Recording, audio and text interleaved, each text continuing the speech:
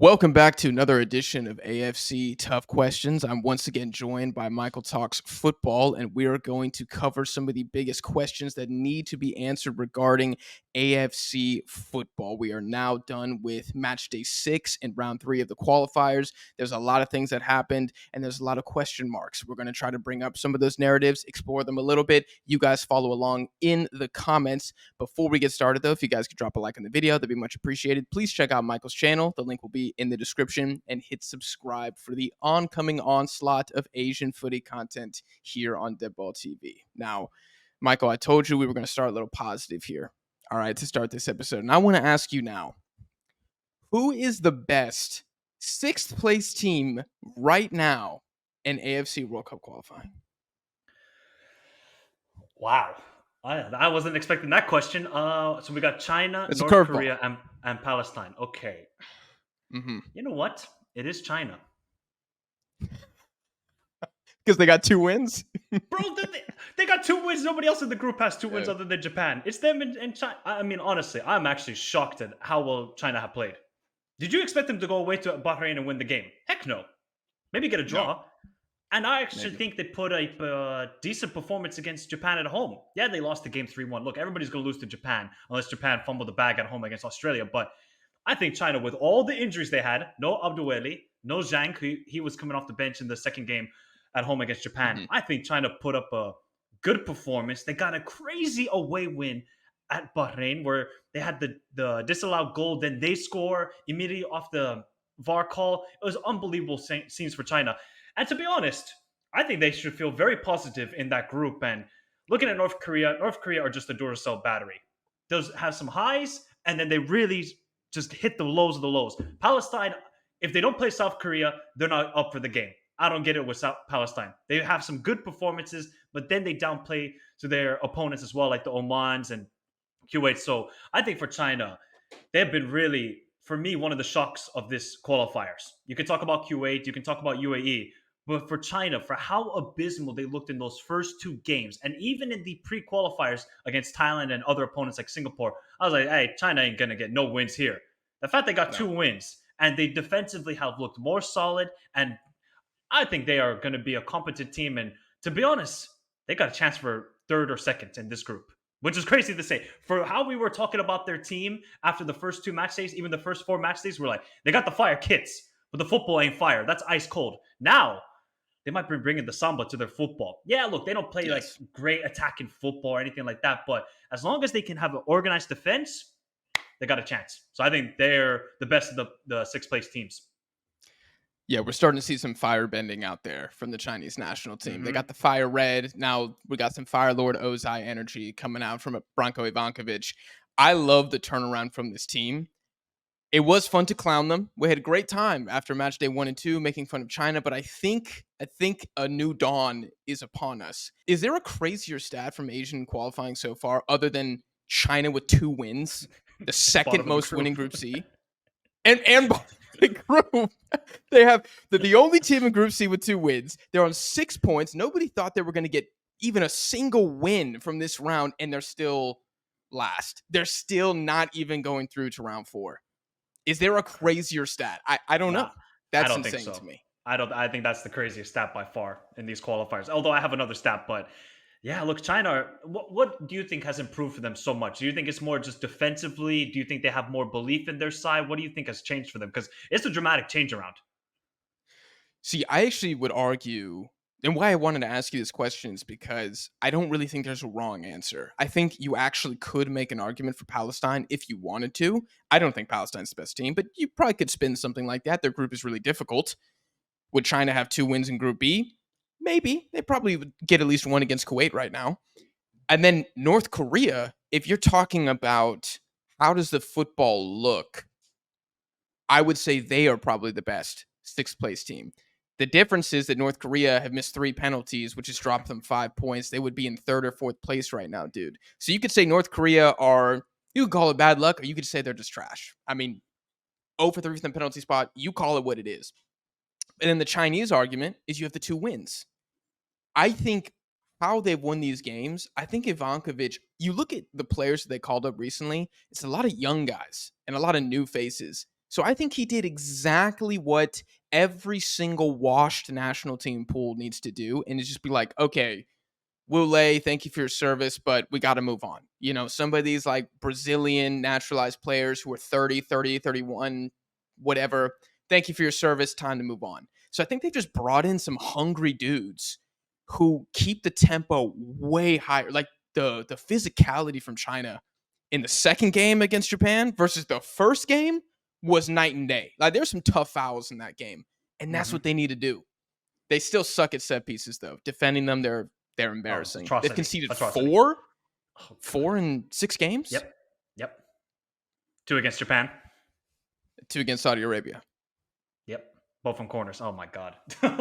Oh, dude, So and one set piece. Hold on, one set piece against Australia, their first one. yeah. Did they Did they concede concede any another? I'm trying to think Indonesia, but I think Indonesia scored from open play, Yeah, Tom if Hay. I'm not mistaken. Yeah, Tom Yeah. Hay shot. Yeah. Wow. So 5 set piece goals conceded from. So basically, North Korea and China both abysmal from set pieces, just different types of set pieces. I think the argument you could say is Palestine are the most talented of the three, but they haven't played like it. Yes, they have the best players, Yes. but man, they cannot put it. They fumbled against Kuwait, dude. They really did. Yeah. Although Kuwait are looking better, looking stronger than I was expecting here. Anything else about these three teams before I move on to the next one? Next tough question.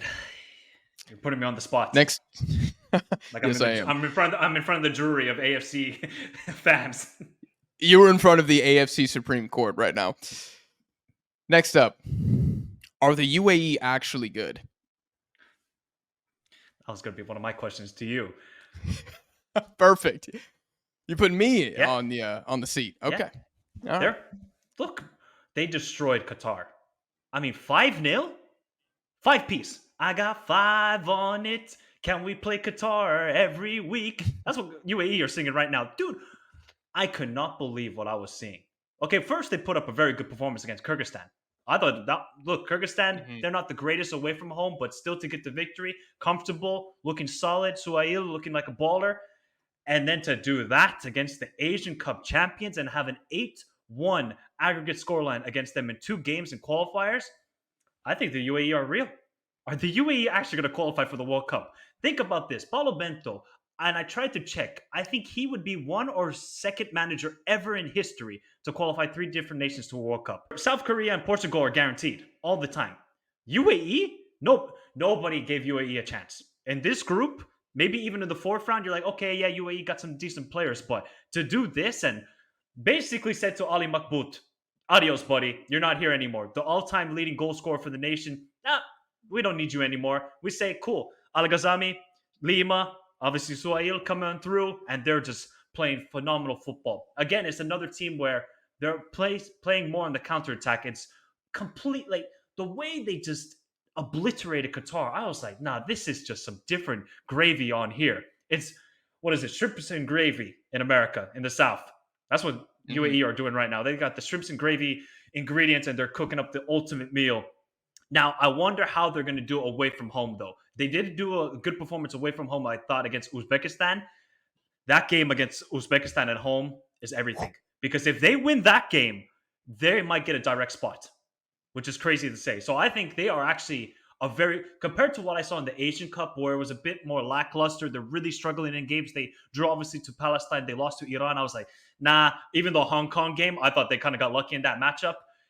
Now, they're a good team. All right. I'm glad you said that because I'm taking the other angle. I'm going to push Okay. back. I actually don't think they're that good. I don't think they're bad. But if you want a great and super interesting data point, when we did our AFC power rankings, which that video is out on the channel, and you can see my rankings, Michael's rankings, and other creators' rankings on the Instagram link in the description. You can also see it down there in the corner. Every single one of us put UAE 10th. There were only 2 teams that were unanimous in their position: Japan number 1 and UAE 10th. Wow. And I think that's fair. I think the UAE are better than I thought they were, 100%. And I'm not really a UAE hater. I more dislike Paulo Bento. They're better than I thought they were. However, I'm looking at it from the fact that they are benefiting from being the fourth best team in this group. I think that is allowing them to play as well as they have. I think when you see, like at the Asian Cup, for example, against Tajikistan, Hong Kong, when they got to play ball, they're not that good. And that's not like unique to UAE. Everybody's worse when you have to be the one to break down the other team, right? It's a big, big difference. And if you remove these Qatar games, this is maybe cheating, but just bear with me. If you remove the Qatar games, they've scored 5 and conceded 3 in 5 games, or excuse me, in 4 games, which is still decent, but it's not great. Let's not forget they got outplayed thoroughly by North Korea at home. So I'm kind of looking at UAE, and I would please let us know in the comments, because I think UAE have become the most fascinating team to talk about in qualifying. Maybe Indonesia as well is pretty fun, and the downfall of Saudi Arabia, which we will get to. By the way, hit subscribe because I'm going to do an updated rankings, and I'm going to reach out to Michael for that too.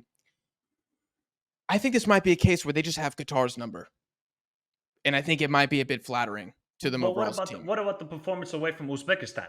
I thought it was a good performance. I think they had a lot of clear cut chances in that game. They got the red card, so I don't you think that was a decent performance though? I think they started the game pretty well, like opening 20 minutes, and then I think they Mm. faded hard. And of course, the red card didn't. Can't remember. Was it 70th minute, something like Yeah, that? 65th minute, and I think did Yeah, Uzbekistan have a penalty in that game as well? So I mean, there was not much difference in that game. yeah. That's how they scored. That I think is also, I mean, just classic Uzbekistan. I hate to say it. They had some really, really good chances in that game. Face alive, skies a tap in. I remember. I don't like, again. I don't think UAE is bad, but if I had to like on the spot re-rank them in Asia, they got to go up now. Are they ahead of Saudi Probably Arabia? 8. Yes, I think they are. Okay. I think they are now. I think 7th max for me, ceiling. 8th is probably where I will put them. I don't know. I need to look at everything else. How's that sound to you? Do you think that sounds fair, or am I straight hater? Yeah, maybe you're a little bit hating, and I think you're hating on Paulo Bento. I think Paulo Bento, since the Asian Cup, has done a fantastic job. Obviously, the game at home to Iran, they got dominated. That game could have easily finished 3-0, 4-0. North Korea game, you could say they got lucky because North Korea are just allergic to scoring penalties. But other than that, I think UAE have really improved. And I mean, the goal that Fabio Lima scored, that goal also, the free kick, Hmm. stupid, absolutely stupidly good. So they have improved, I think, defensively. They didn't allow Qatar much in that game. Compared to the game at away to Qatar, they did nothing for 60 minutes. And then last 30 minutes, they woke up. The game at home, straight domination. Even though they didn't possess the ball, and everybody likes to be so fascinated and so overjoyed about possession. Possession means nothing if you can't do anything with it. Now Hmm. they seem like a much more clinical team and dangerous. So I cannot wait for that UAE Uzbekistan game. That game is now going to be so fascinating to see what happens. I also want to see them away in Kyrgyzstan too. I think that's going to Yeah. be a good test. I mean, let's not forget Kyrgyzstan tied it up down 2-0, 2-0 against Iran, come back to make it 2-2, and then Iranian supremacy and talent kind of pushes them over the Or what about line. But away to North that, Korea? oh, dude, that's the thing. I remember watching in disbelief. Like my jaw was on the ground how much North Korea had them pinned back in the Mm. UAE. Like I swear, man, they should have lost that game. But I think Paolo Bento's biggest improvement, bar none, is this defense for UAE is legit now. Like, Yeah. even though their midfield still can't really control anything, the defense doesn't give up good chances ever. And that is so important, especially when you're a counterattacking side. If you want to let the other team shoot from 30 yards out, who cares? Have fun. But they don't concede good chances, and they got a really good goalkeeper, too. So it's been a glow up for UAE. But the next couple games, that's going to be the really big test, in my opinion. I want to switch things over to Group C and specifically to a manager discussion. We haven't talked about this yet. As of right now, does sacking Graham Arnold look like a mistake for Australia?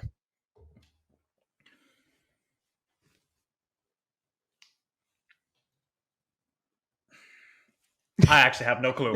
That just tells you I have no clue. What can you do, bro? What do you want me to say with this team? Like, They doesn't matter suck. who's the manager. Defensively they don't suck. Yeah. That's the thing. Defensively, they don't suck. I don't think the midfield is terrible, but that attack, I mean, there's no creativity, zero. Mm-mm. Riley McGree, I mean, good. Goodwin, okay. Yengi, okay, he got 2 goals. There were 2 scrappy goals. One from a mistake from Bahrain, and the other one was just a scrappy goal at the end, just trying to put anything forward. I think Graham Arnold's time was up, though.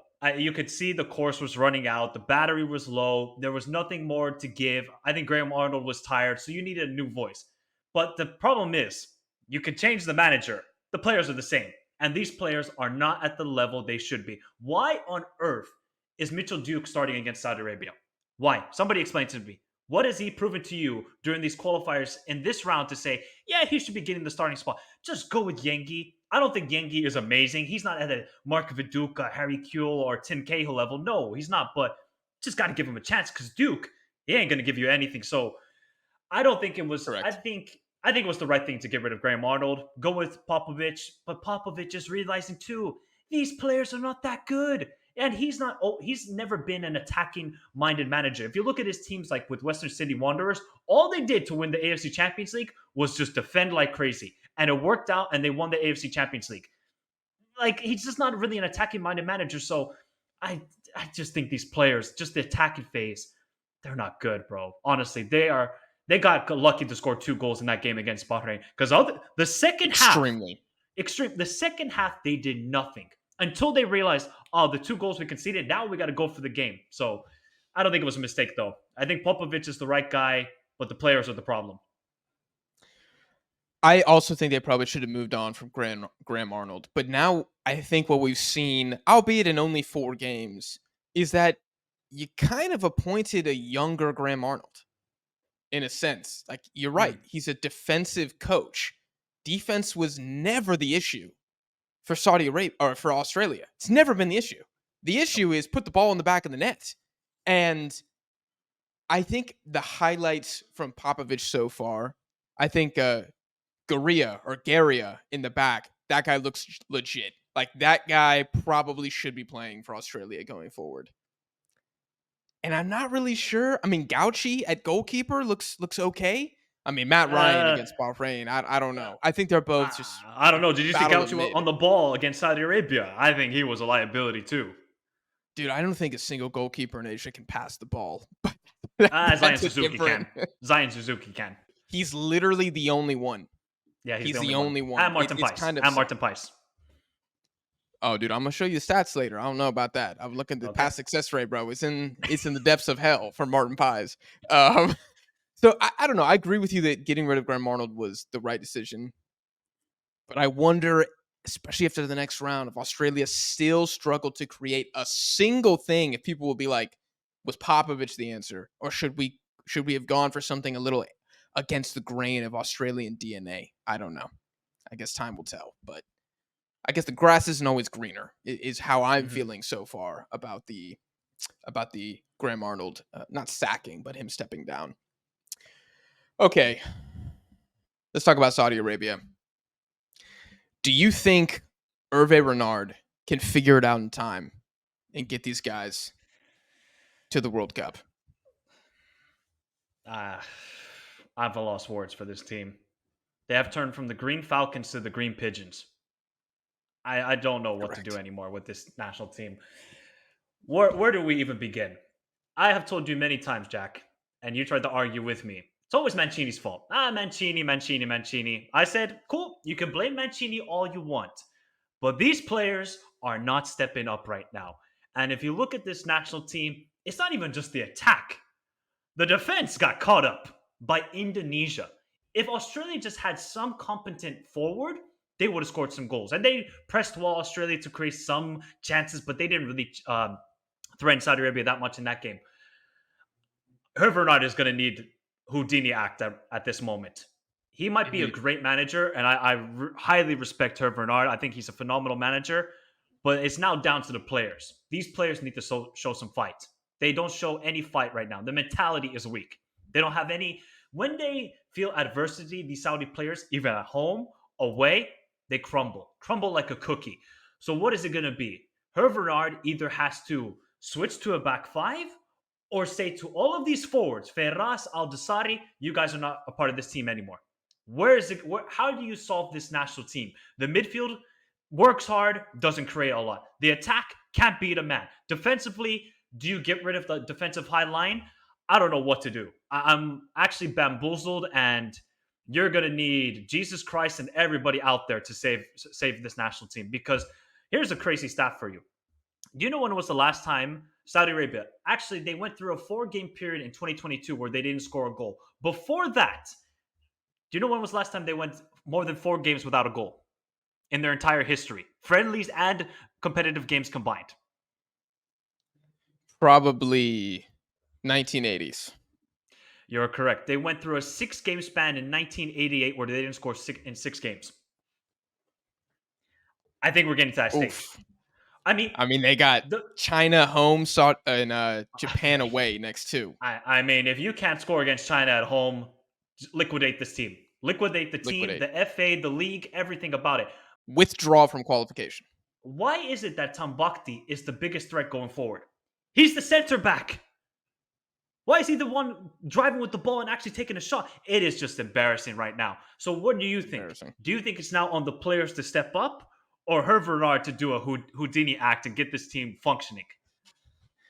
I think it's going to take every ounce of Renard aura to get these guys to the World So Cup. what? He has to go. He has to go one more button down. Is that what he has to do? One more button down. It might even be cutoff time. Like, I mean, I don't know what it's going to take. I don't even know if that's against the law in Saudi Arabia, but they're going to have to make a loophole like they did for Ronaldo, all right, to get this team to the World Cup because they are so finished, bro. I tweeted this yesterday, some of the stats about this team. 14th out of 18 teams shots on target. Dead last in goals scored in round 3. 3 goals through 6 games. It's embarrassing. 18th in shot to goal ratio. They score on 3% of their shots, and they are 17th out of 18th in big chances converted. The only team that's worse is North Korea because they missed 3 penalties. And hilariously, these two teams are 0-5 on penalty kicks. So it is going to take something insane to turn this team around.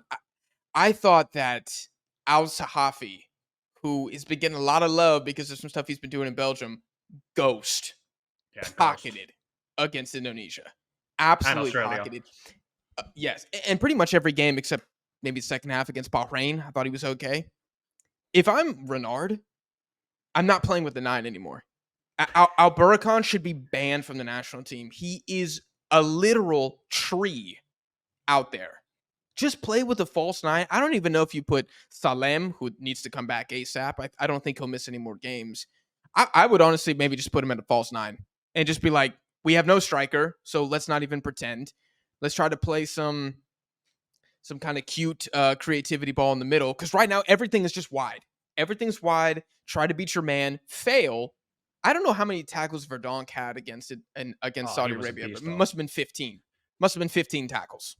Like, absolutely demolished every single Saudi player. And then the back line just got cooked by Ragnar and Marcelino over and over and over again. Tambakti saved this from being a 5-0. He had a couple like insane last-ditch slide tackles. And the goalkeeper, bro, he's kind of trash too. Alcazar, I don't think he's it.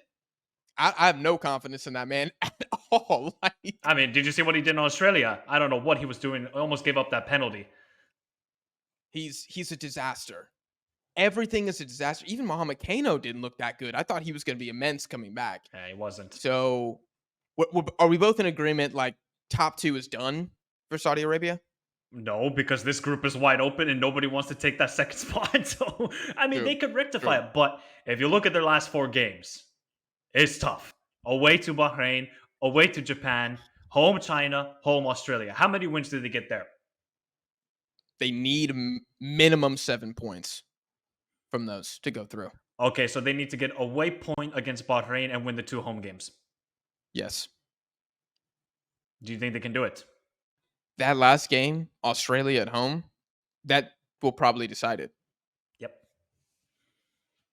And I guess Australia will probably have a better GD at the end of that. I don't know. But right now, when you look at this team, You cannot tell me, and any Saudi fan, anybody in Asian football fan can say to me right now that you can confidently say they're going to beat China at home. Why would you say No. it? What are they going to create? China are defensively really good right now. They don't have a talent like Japan going forward or attacking options.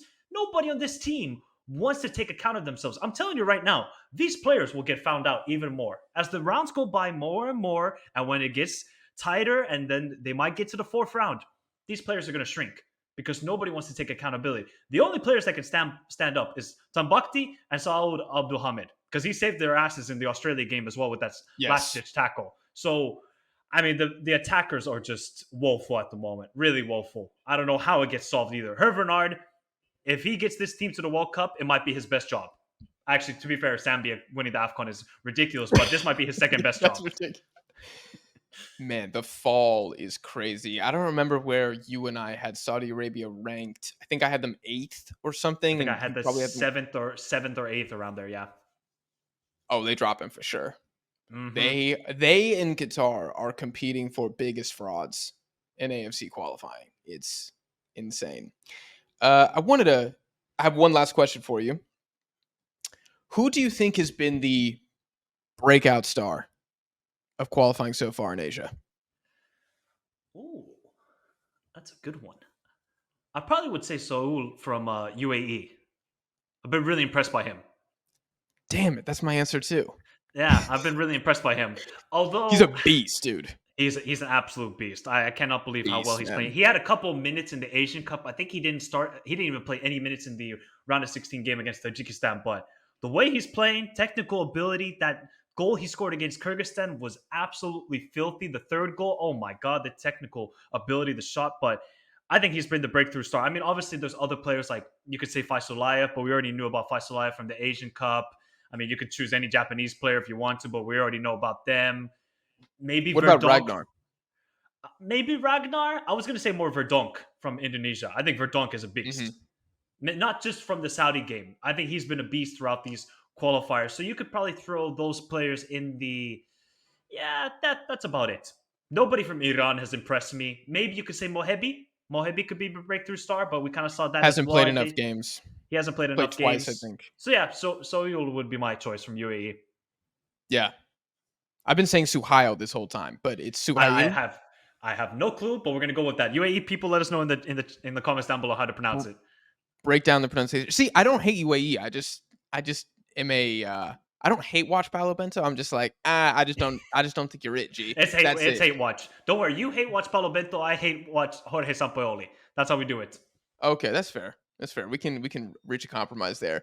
But now I'm saying a UAE player is my breakout star. I think he's so class, dude. I mean, even he's outshined Al Ghassani for sure. I Yeah. think.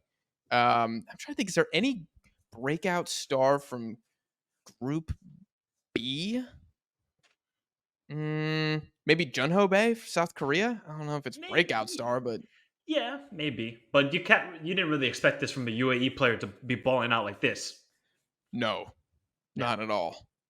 Not at all. Nobody from Bahrain. China, I mean, it's a Yuning Zhang redemption arc, but I'm not sure it's breakout star time yet. No, it's more just like a combined 11 that are doing it.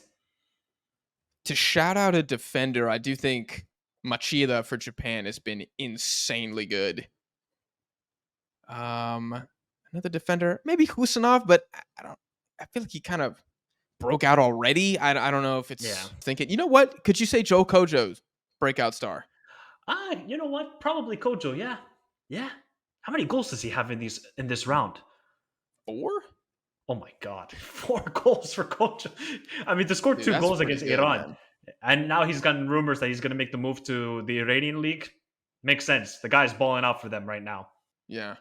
On the flip side, last question here from me. Who do you think's been the disappointment as a player?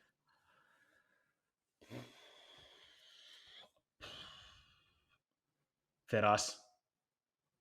Do I want to go even more crazy and say Shmorodov? Dude, Shimorodov was my number 2, dude. I can't lie. Shmorodov is really disappointing me. Otherwise, I would say Altamari. Bro, that's my number 1. Musal Tamari, Yeah, bro. Where Altamari. was he this last window, man? He did I nothing in either game. he's.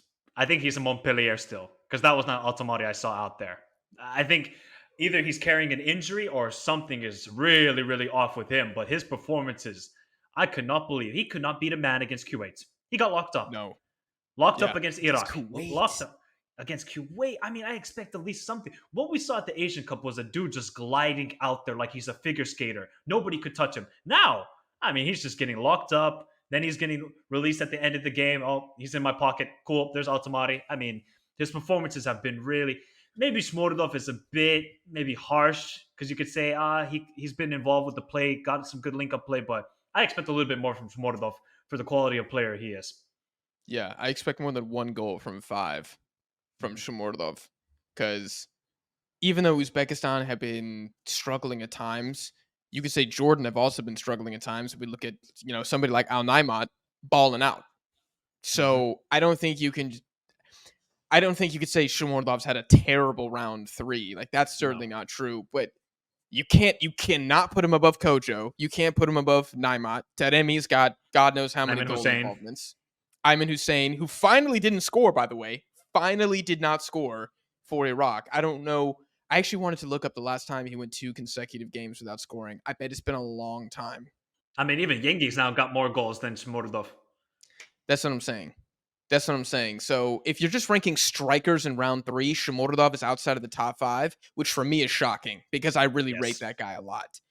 Musa Altamari, I don't know if it's the injury that he picked up in the first game against Kuwait. I don't know if it's him being kind of a rotation guy for Montpellier this season or both, but he really needs to step up. And if there's anything I've learned about Jordan, is that Al Marty is the most important player to the team. Like, if that guy goes out, the chance creation just drops off a goddamn cliff. And Jordan really needs their front 4 at the same time. Like, you take one of them out, it's just not as scary. Not nearly as scary. But I think Almarty just being kind of like the deeper playmaker. I mean, they need him. Because Altamari right now, he's not beating anybody. Not beating Nope. anybody off the dribble. Which is Let me see. Do I have crazy. a hate take? Here, I have a question for you.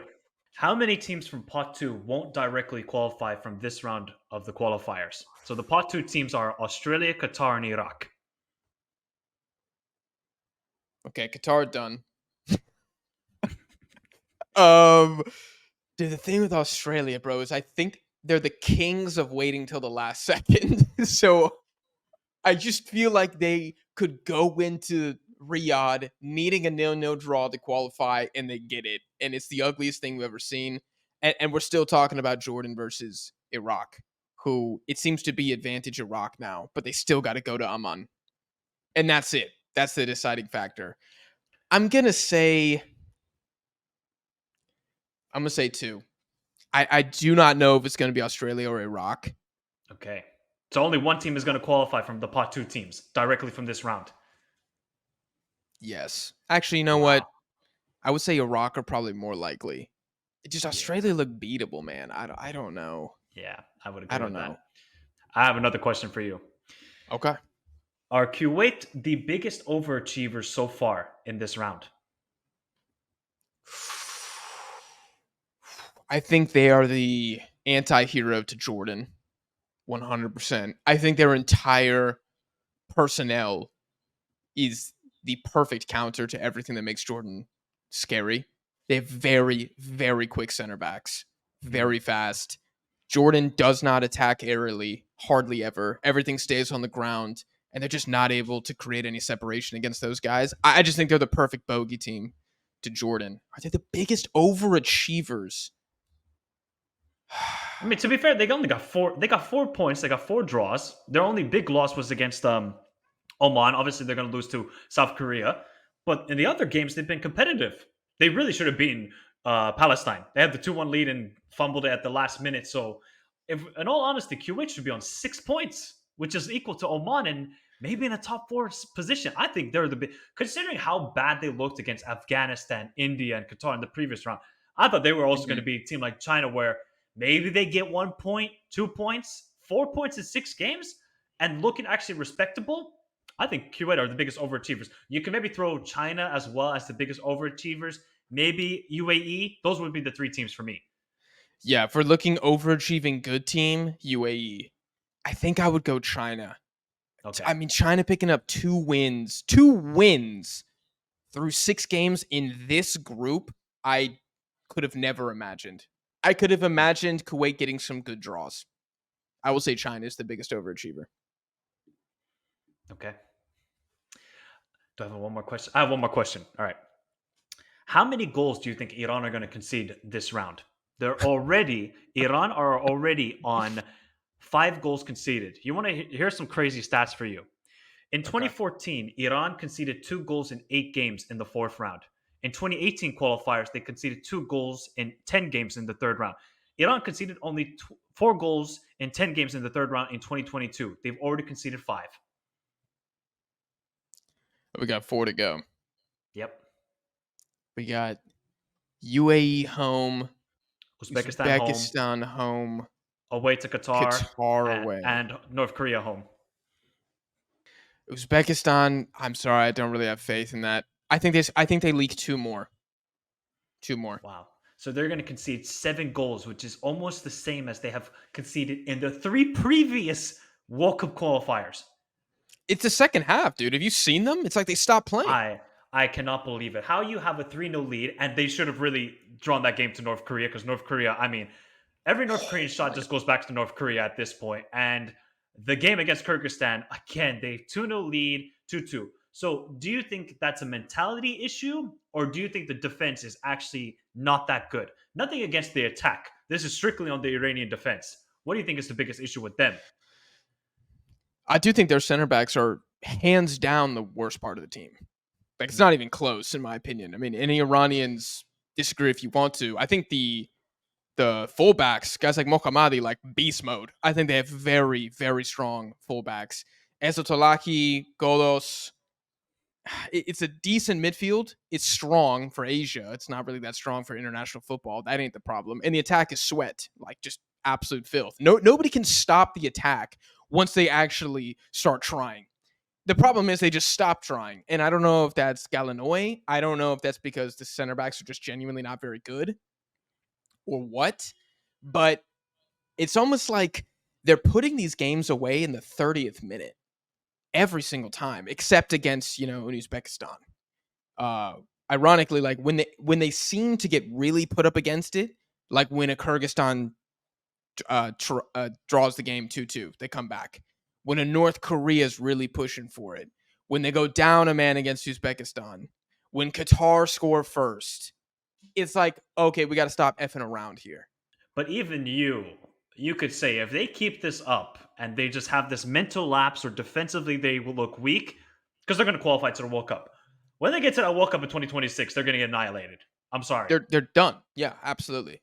Whereas Absolutely. the I think they have time to expectation correct it. should be that they make out the group stage. I don't think they're going to. How are they going to rectify this? How?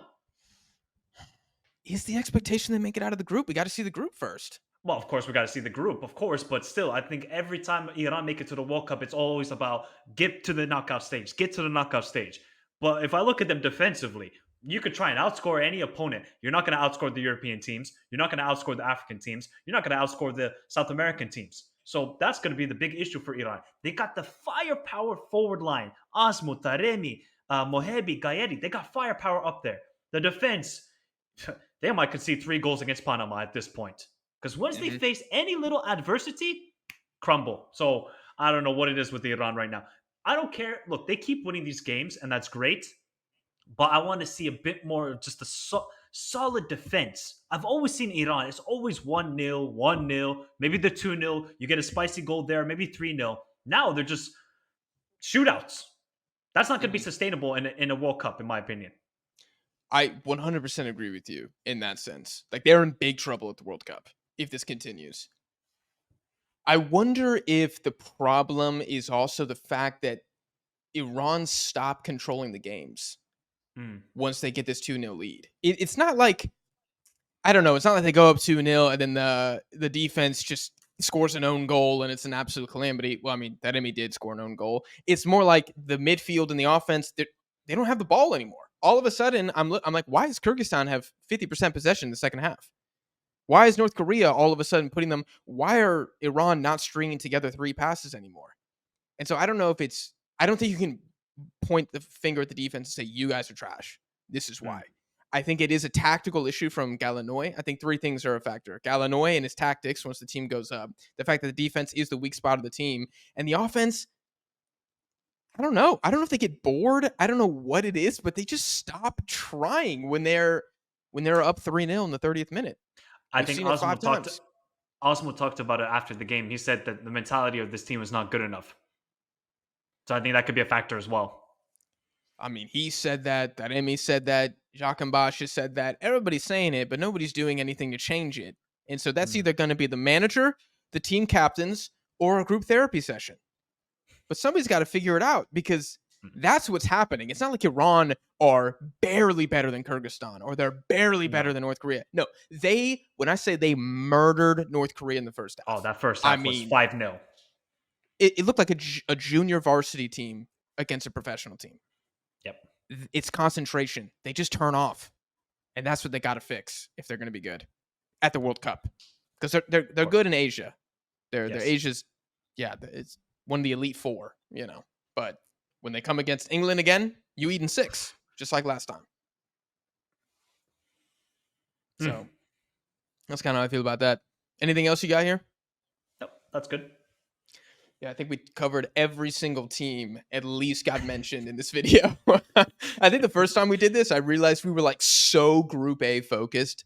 I Yes. think like every question was Group A. Now I feel like we spread the love a little Yep. bit more here. So I think this would be a more enjoyable experience for everybody, no matter what nation you're from listening to this episode. We're going to be back again for volume 4 and 5 as the next couple rounds of Asian World Cup qualifying are done. So you don't miss that, make sure you hit subscribe, drop a like on the video if you enjoyed. Again, final reminder to follow Michael. The link to his channel is down in the description. We appreciate you guys for watching. We'll see y'all in the next one.